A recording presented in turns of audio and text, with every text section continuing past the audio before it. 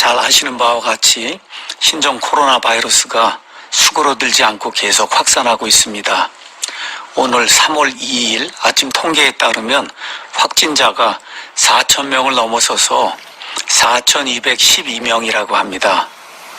현재 대구 경북 지역 코로나 확산의 주역으로 신천지가 지목되고 있습니다. 지금 4,000명이 넘는 확진자의 다수가 이제 신천지이기 때문에 많은 사람들이 신천지는 어떤 단체냐, 그들의 교주 이만희는 어떤 사람이냐, 그들은 어떤 교리를 믿느냐 등에 대해서 관심을 표명하고 있습니다. 오늘 3월 2일자 중앙일보 단독 보도를 여러분에게 이제 소개하도록 하겠습니다. 여기 이제 제목은 신천지 교주 이제 이만희 씨를 이제 이야기하는 겁니다. 특별 편지에서 이번에 코로나 바이러스 사태는 요한계시록의 환란이다라고 이제 이야기했다고 합니다. 이 기사를 제가 읽어드리도록 하겠습니다. 사흘 전 신천지 예수교 증거장막성전의 이만희 총회장이 신도들에게 특별 편지를 발송했습니다. 공문 115호 총회장님 특별 편지라고 1년 번호가 붙어있는 이 편지는 신천지 총회를 통해 하부 조직과 신도들에게 전달이 되었습니다.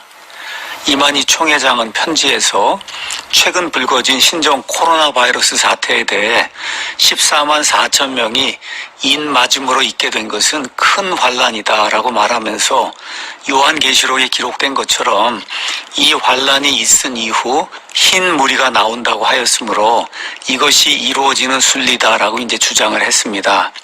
다시 말해 신종 코로나 바이러스 사태는 요한계시록에 기록된 계시와 예언이 이루어지는 과정에서 생기는 일이라는 뜻입니다.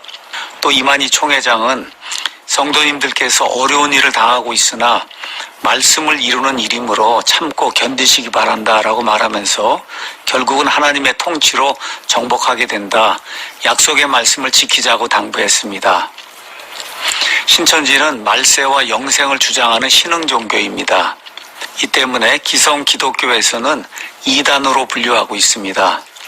이만희 총회장은 특별 편지에서 코로나19 사태와 궁지에 몰린 신천지를 오히려 계시록의 일부라고 주장하고 나섰습니다. 사실 외부의 시각으로는 도무지 이해가 가지 않습니다. 신천지 신도들이 바라보는 이만희는 과연 어떤 인물일까요? 그들이 믿는 말세관은 또 어떤 것일까요? 그래서 3월 1일 익명을 전제로 신천지 고위 관계자와 인터뷰를 했습니다. 그래서 기자는 그분에게 그들이 바라보는 신천지에 대해서 이제 물었습니다. 질문입니다. 신천지는 왜 14만 4천 명만 구원을 받는다고 하나요? 현재 신천지 신도 수는 24만 5천 명입니다. 왜 이렇게 숫자의 차이가 나는지 말씀해 주시면 좋겠습니다. 답변입니다. 추수돼서 신천지 안으로 들어오면 성경 공부를 하고 시험에 합격해야 합니다. 그러면 인맞은 자가 됩니다. 성경 공부를 가슴에 새기고 입에서 줄줄 나오면 인맞은 자가 되는 것입니다. 그런 뒤에 신천지에 입교해서 12지파에 소속이 됩니다. 그런데 인을 맞았다고 끝나는 게 아닙니다. 인을 맞고 나서도 옳은 행실을 해야만 14만 4천 명이 들어가서 구원을 받습니다. 그 심판은 예수님이 합니다. 참고로 인을 받는다고 하는 것은 봉인을 찍는다고 하는 그런 이야기입니다. 기자가 이제 다시 물었습니다. 그 말세의 때가 언제라고 보십니까? 그분이 이제 답하였습니다. 요한계시록 1장에 속히 될 일이라고 기록이 되어 있습니다. 그것은 하나님의 계시를 직접 받은 목자 이만희가 교회를 세우면 한 세대 안에 이루어진다는 뜻입니다. 한 세대는 30년입니다. 신천지가 세워진 지 올해 37년째입니다. 신천지 교인들은 마지막 때가 거의 되어 간다고 믿고 있습니다. 기자가 이제 다시 물었습니다. 신천지는 성경 중에서도 왜 상징과 비유가 많은 요한계시록을 유독 강조하고 있습니까? 그러자 그분이 이렇게 이제 대답했습니다. 이만희 총회장이 경북 청도에 머물 때 하늘에서 별이 내려왔고 신령체를 만났습니다. 그때 이만희 총회장은 땅에 바짝 엎드렸습니다. 이어서 그 신령체의 인도로 이만희 총회장은 영계로 돌아갔습니다. 그리고 거기서 책을 하나 받았는데 그 책이 요한계시록이었습니다. 그때 비로소 요한계시록에 봉함이 풀렸습니다. 하나님의 계시를 직접 받았으니까요. 그 전까지는 요한계시록에 담긴 비밀을 푼 사람이 아무도 없었습니다. 이만희 총회장은 지금도 연계와 교통을 하고 있습니다. 여기서 이제 봉함이 풀렸다고 하는 것은 계시록 책이 봉인이 되어 있는데 이제 이만희 씨가 하나님의 계시를 직접 받았기 때문에 그 봉인이 풀리거나 아니면 열렸다고 하는 그런 뜻입니다. 기자가 이제 다시 물었습니다. 이만희 총회장은 신천지를 설립하기 전에도 이단 종교를 전전했습니다. 박대선 장로의 전도관, 즉 신앙촌이나 과천에 있던 유재열의 장막성전에서도 신앙생활을 오래 했습니다. 현재 신천지에서 사용하는 교리와 용어도 상당 부분 그들로부터 차용하지 않았나요?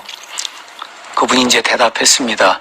전도관에 몸담은 적도 있고 1960년대 말과 70년대에는 장막성전에서 활동했습니다. 11.6 이후 신군부가 등장하면서 종교계에도 개혁이 있었습니다. 교단에 가입되지 않은 교회와 사찰을 모두 철거했습니다. 그때 과천에 있던 장막성전도 와해가 됐습니다. 장막성전은 목사 7명이 하나님께 직접 계시를 받고 설교하던 것입니다. 지교회를 80개나 세울 만큼 당시에 세력이 강했습니다. 장막은 하나님이 계신 곳을 뜻합니다. 그때는 과천의 장막성전에 하나님이 계셨습니다. 그 뒤에 장막성전의 목회자가 죄를 지으면서 하나님이 떠나셨습니다. 전도관과 장막성전의 교리와 용어를 일부 쓰긴 하지만 계시록을 푼 사람은 이만희 총회장이 유일합니다. 이제 기자가 이제 설명을 하고 있습니다. 신천지 측은 예전에는 과천 장막성전에 하나님이 계셨지만 지금은 신천지에 계신다고 주장을 했습니다. 그래서 신천지도 장막이란 명칭을 사용합니다. 신천지의 원래 명칭은 신천지 예수교 증거 장막 성전입니다. 장막이 있음을 증거하는 성전이란 뜻입니다. 그래서 지금 대다수 교회에서는 신천지를 교회라 부르지 말고 이름 그대로 신천지 예수교 증거 장막 성전이라고 불러달라고 언론에 요청을 하고 있습니다. 기자가 이제 다시 물었습니다. 1966년에 설립된 장막성전의 교주 유재열은 당시 18살이었습니다. 한국의 이단 계보를 통틀어 가장 어린 교주였습니다. 유재열의 아버지를 포함한 장막성전 7명의 목사가 청계산에서 하나님의 계시를 받았다고 주장합니다. 신천지는 그것을 어떻게 보고 있습니까? 그분이 이제 답하였습니다. 그것은 사실입니다. 인정합니다. 장막성전은 과천에 있었습니다. 지금 서울 대공원의 장미언덕 자리에 있었습니다. 장막성전이 망한 뒤 이만희 총회장은 청계산에 들어가 3년간 기도를 했습니다. 그때 성경이 머릿속에서 착착 맞추어졌다고 합니다. 구약에는 모세가 하나님의 계시와 십계명을 받은 시내산이 등장합니다. 청계산의 계도 시내 계자입니다. 그러니 청계산은 한국에 있는 시내산입니다. 신천지 총회가 과천을 떠나지 못하는 이유도 여기에 있습니다. 청계산은 신천지의 첫 장막이 있던 곳입니다.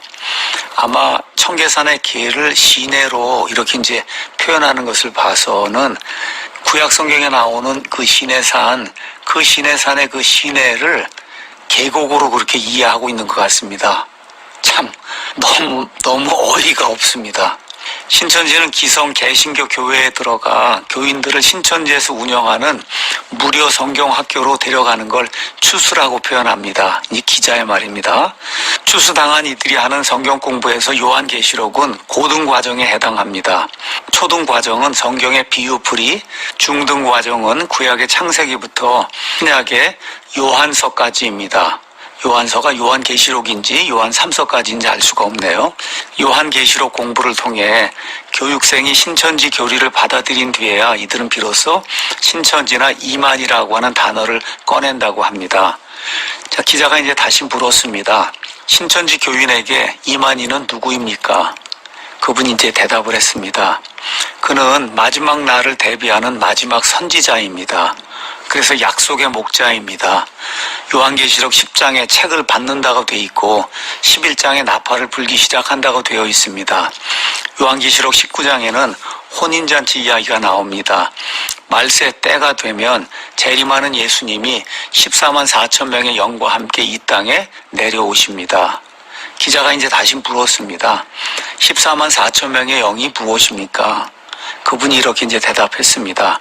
역사 속에서 순교당한 14만 4천 명의 영입니다. 그 영이 하늘에서 이 땅에 내려와 신천지에서 구원받은 14만 4천 명의 육신과 합해집니다. 그걸 우리는 신인합일이라고 이야기합니다. 다시 말해 영과 육이 결혼을 하는 겁니다. 기자가 이제 물었습니다. 결혼한 뒤에는 어떻게 됩니까? 그분이 이제 다시 대답했습니다. 하늘에서 내려온 영과 결합한 육은 영생을 얻게 됩니다. 신천지를 통해 구원받은 14만 4천 명은 육신을 가지고 영원히 살게 됩니다. 그리고 그들은 왕같은 제사장이 됩니다. 기자가 이제 다시 물었습니다.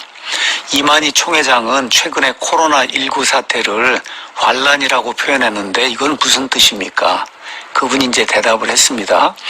영에는 두 종류가 있습니다. 악한 영과 선한 영입니다. 요한계시록에 다쳤던 봉인이 어디에서 풀렸습니까? 한국에서 풀렸습니다. 누가 풀었습니까? 이만희 총회장이 풀었습니다. 그러니 전 세계에 있는 모든 마귀와 사탄이 요한계시록이 열린 것으로 몰려들고 있습니다. 즉 한국으로 몰려들고 있습니다. 방해를 하고 공격을 하고 있습니다. 계시록에 기록된 역사가 이루어지는 것을 막기 위해서입니다. 마지막 때가 오는 것을 막기 위해서 그들이 몰려들고 있습니다. 말세가 오면 마귀와 사탄은 지옥에 떨어져야 하기 때문입니다. 그런 맥락에서 환란이라고 한 것 같습니다. 기자가 이제 다시 물었습니다. 마지막 때가 와서 하늘에서 영이 내려온다고 합시다. 그러면 그때 이만희 총회장은 어떻게 됩니까? 그분이 이제 대답을 했습니다. 재림하는 예수 그리스도의 영이 이만희 총회장의 육신에 내려옵니다. 그래서 이 총회장은 예수의 영과 결합하게 됩니다.